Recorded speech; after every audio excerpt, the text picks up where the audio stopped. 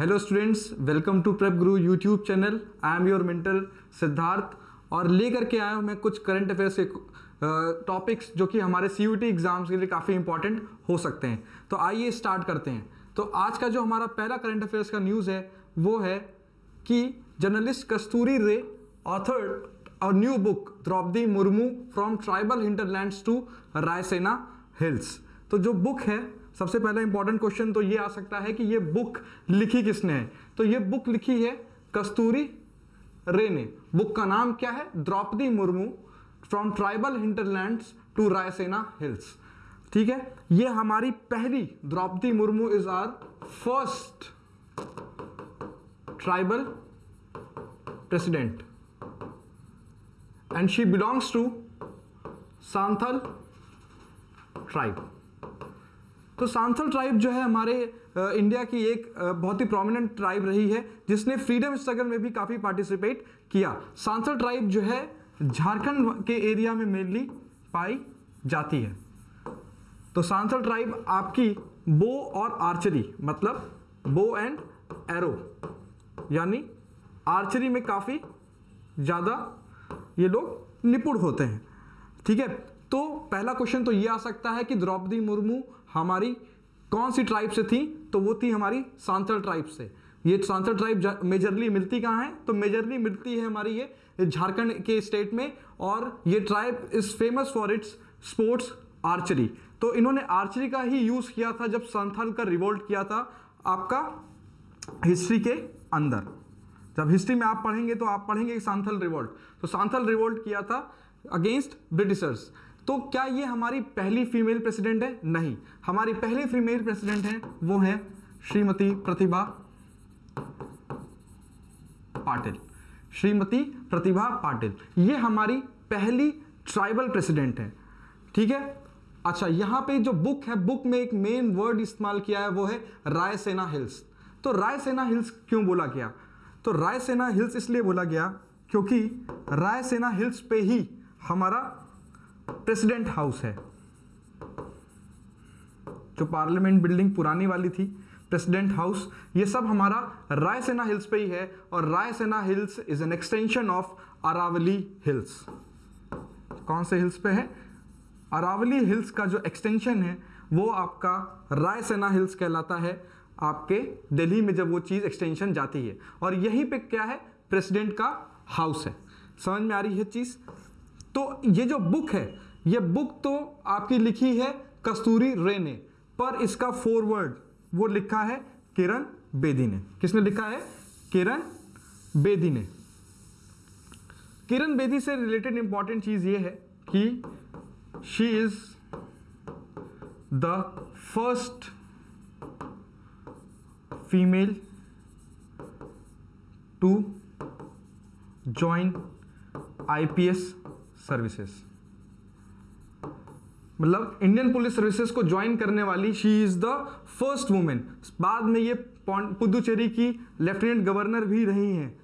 तो इन्होंने इनके लिए फॉरवर्ड लिखा है। द्रौपदी मुर्मू इससे पहले, प्रेसिडेंट बनने से पहले, झारखंड की गवर्नर भी रह चुकी हैं। ये सारे इंपॉर्टेंट फैक्ट्स हैं जो कि हमारे प्रेसिडेंट से रिलेटेड हैं, आपको सीयूटी में दिख जाएंगे। यानी पहला fact is first tribal president कौन है इंडिया का? श्रीमती द्रौपदी मुर्मू। ठीक है, कौन सी ट्राइब से हैं? सांथाल ट्राइब से हैं। सांथाल ट्राइब मेजरली मिलती कहां पे है? झारखंड में। सांथाल ट्राइब कौन से स्पोर्ट्स में बहुत ज्यादा अच्छी है? वो है आपका आर्चरी। ठीक है, सांथाल रिवोल्ट भी हुआ था हिस्ट्री के अंदर। First female to join IPS services वो कौन है? श्रीमती किरण बेदी। एक लास्ट जो चीज में रह जाती है कि हम प्रेसिडेंट ने, मतलब श्रीमती द्रौपदी मुर्मू ने किसको डिफीट किया और प्रेसिडेंट का इलेक्शन जीता? तो जो उनके ऑपोजिशन में खड़ा था ही वॉज यशवंत सिन्हा। ठीक है, तो Draupadi Murmu defeated her contestant Yashwant Sinha and became the first tribal president of India, first tribal woman president of India। ठीक है, यहां तक चलते हैं आगे। जो नेक्स्ट न्यूज है हमारी वो है Kyriakos Mitsotakis, Kyriakos Mitsotakis wins second term as Greek PM. तो ग्रीस के ये वापस से नए प्राइम मिनिस्टर बने, इनका नाम है कैरियाकोस मित्सोताकीस। ठीक है, तो ऐसे प्राइम मिनिस्टर जब लोग वहां पे जिनको चुनते हैं वो कहलाता है that is a democracy. Democracy is a form of government where rulers are elected by the people, where rulers are elected by the people। India में भी हम क्या करते हैं, अपने प्राइम मिनिस्टर को चुनते हैं, हम वोट देते हैं। तो जहां जहां लोग वोट देके अपने रिप्रेजेंटेटिव्स को इलेक्ट करते हैं वो सब कहाँ है, वहां पे सबका क्या है, डेमोक्रेसी। ठीक है, इंडिया के अंदर एक इलेक्शन कमीशन है, इलेक्शन कमीशन, जिसकी रिस्पॉन्सिबिलिटी है to conduct general election after every 5 years. तो इंडिया में हर 5 साल के बाद एक जनरल इलेक्शन होता है जिसमें सारे लोग who are above 18 years of age they participate in voting. ठीक है, वो सारे लोग जिनकी एज 18 से ऊपर की हो जाती है दे वोट। आजकल तो कई सारे कैंपेन्स चलाए जा रहे हैं, जैसे कि सेल्फी आप ले सकते हैं वोट देने जाएंगे तो। ठीक है, तो इलेक्शन में ज्यादा से ज्यादा वोटर्स का पार्टिसिपेशन इंक्रीज करने के लिए कई सारे कैंपेन चलाए गए हैं। उनमें से यही है कि उसको एज अ फेस्टिवल की तरह हम दिखा रहे हैं, मतलब election is projected as a festival of India and it is the biggest democratic festival of India. ठीक है, कॉन्स्टिट्यूशन में एक आर्टिकल है, article 324, article 324 which deals with the election commission of India. अब कैसे आर्टिकल्स को याद रखें, तो इसमें कुछ नहीं करना है। हम सबको पता है कि 18 ईयर्स के जब आप होते हैं तब आप वोट देना स्टार्ट करते हैं। बस कुछ नहीं करना है। याद रखने के लिए एक इंपॉर्टेंट ट्रिक ये हो सकती है, just do the square of 18 which is 324। तो याद रखने का एक बहुत अच्छा तरीका है कि 18 का स्क्वायर इज 324। तो 18 आपके माइंड में आ सकता है कि वोटिंग एज जो है आपकी 18 से स्टार्ट होती है। ठीक है, तो वो इलेक्शन कमीशन से कहीं ना कहीं आपका रिलेटेड रहेगा। एक और आर्टिकल बहुत इंपॉर्टेंट है, वो है article 326 which is universal adult franchise. ठीक है, मतलब वो हर लोग जिनको जो एक एडल्ट हैं they have a right to vote in the election. तो एडल्ट डिसाइड कौन करता है, एडल्ट डिसाइड करती है हमारी पार्लियामेंट कि what should be the voting age. Earlier it was 21। पहले वो सारे लोग जो 21 साल के थे वो वोट देते थे, पर अब एक अमेंडमेंट हुआ कॉन्स्टिट्यूशन के अंदर और उसके बाद से जो वोटिंग एज थी उसको 21 से कम करके 18 कर दिया गया है। और कॉन्स्टिट्यूशन में जब अमेंडमेंट हुआ तो वो था हमारा 61st कॉन्स्टिट्यूशनल अमेंडमेंट। इसके थ्रू हमारी वोटिंग एज को कम कर दिया गया फ्रॉम 21 ईयर्स टू 18 ईयर्स। ठीक है, तो current prime minister is prime minister Narendra Modi.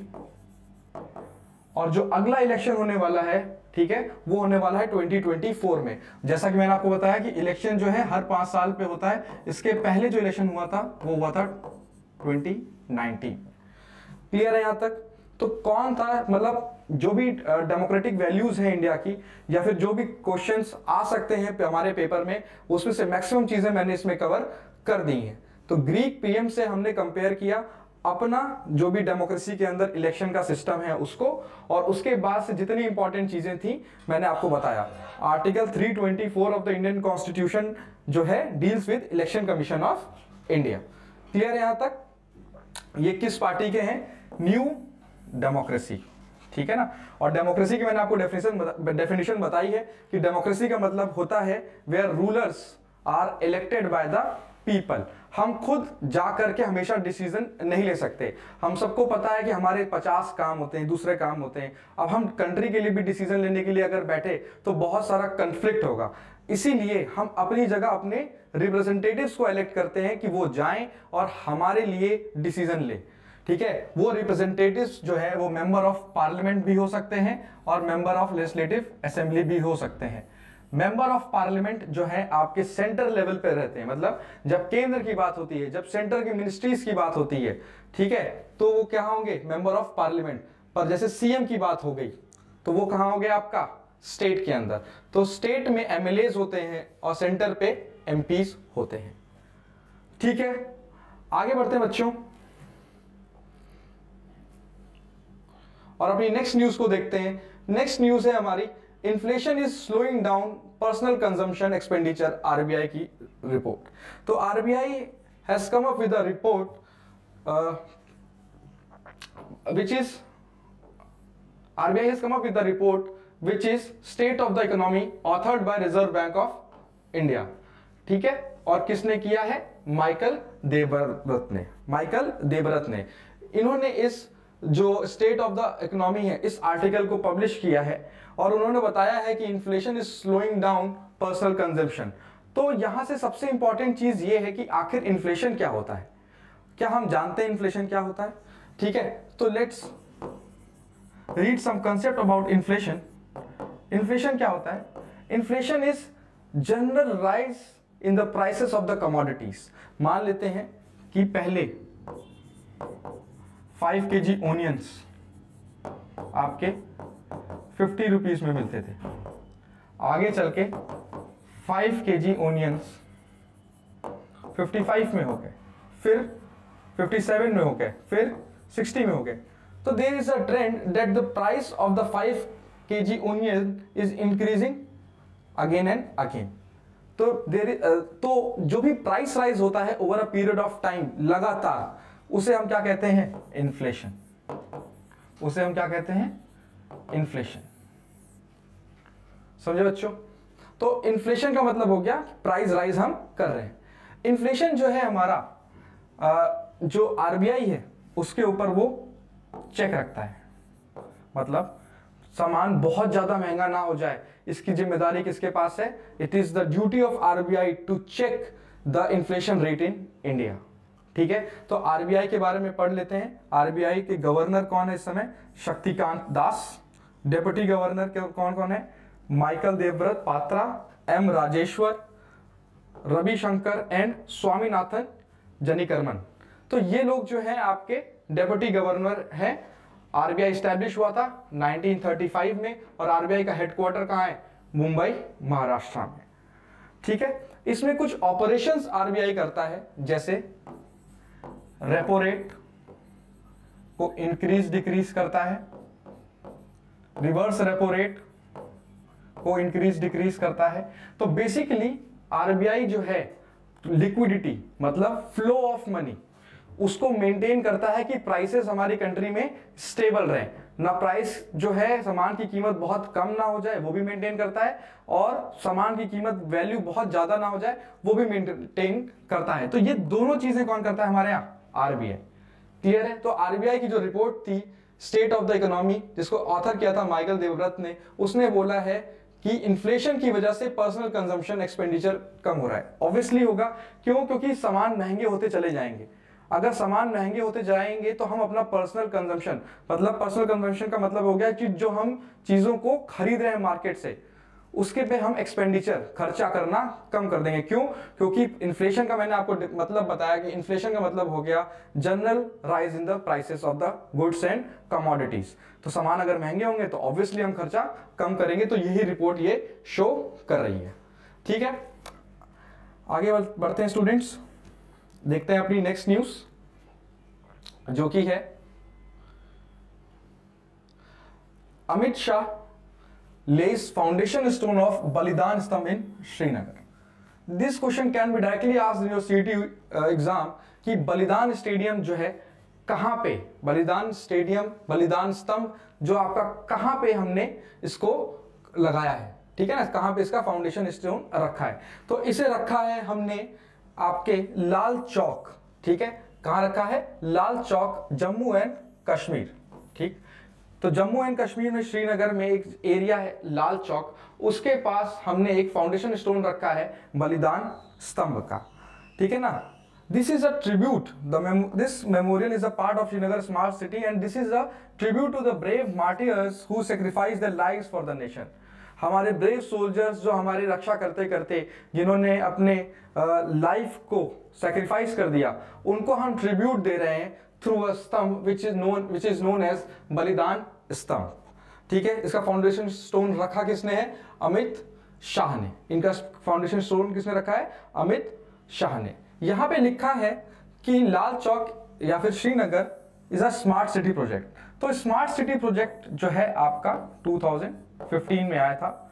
Smart city project के अंदर हमें जो सिटी है उसको स्मार्ट बनाना है by developing it's infrastructure, drainage system, street lightning, better housing, ठीक है ना, providing trap water.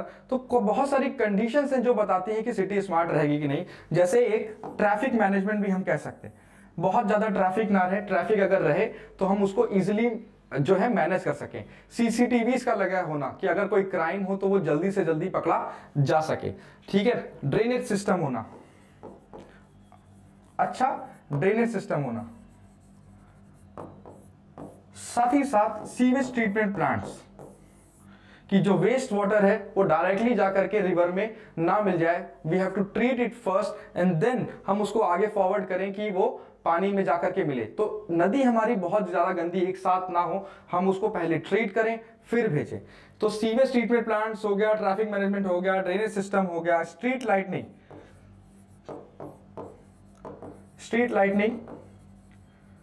Through LED. LED का यूज करके हम स्ट्रीट लाइटनिंग कर रहे हैं, वाईफाई सिस्टम देना, ये सारा सिस्टम जो है एक स्मार्ट सिटी को बनाता है, किसी भी सिटी को स्मार्ट बनाता है। और ये सारा जो चीज है इस्तेमाल हो रहा है हमारा श्रीनगर को स्मार्ट सिटी बनाने में। ठीक है, आगे बढ़ते हैं। हमारी जो नेक्स्ट न्यूज है स्टूडेंट्स वो है world MSME day 2023। World MSME day 2023 is celebrated every year on the 27th जून। ठीक है, तो वर्ल्ड एमएसएमई, एमएसएमई आखिर क्या है? MSME is micro small and medium enterprises.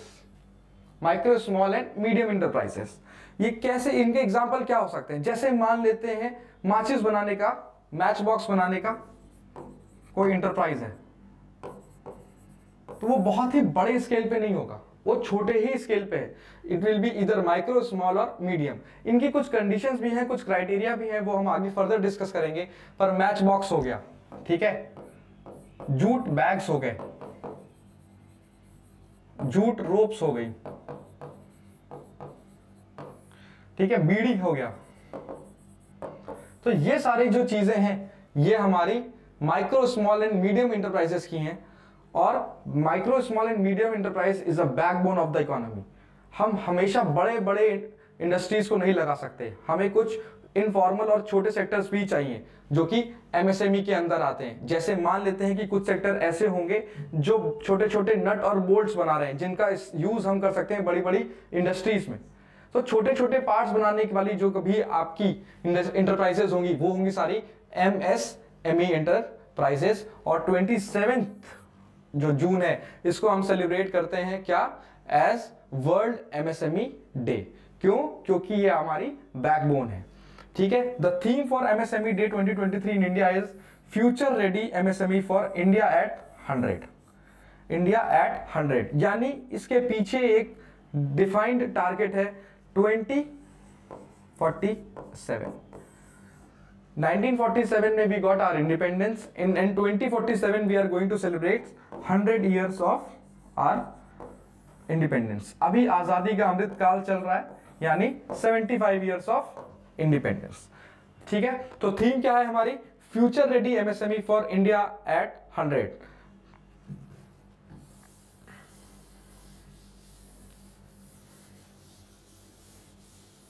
तो स्टूडेंट्स, ये हमारे कुछ इंपॉर्टेंट करंट अफेयर्स के आर्टिकल्स थे जो कि हमारे पेपर में आने के लिए काफी इंपॉर्टेंट हो सकते हैं। चैनल को लाइक करें, सब्सक्राइब करें और बने रहें हमारी प्रेप गुरु की यूट्यूब चैनल पे। Thank you for watching us.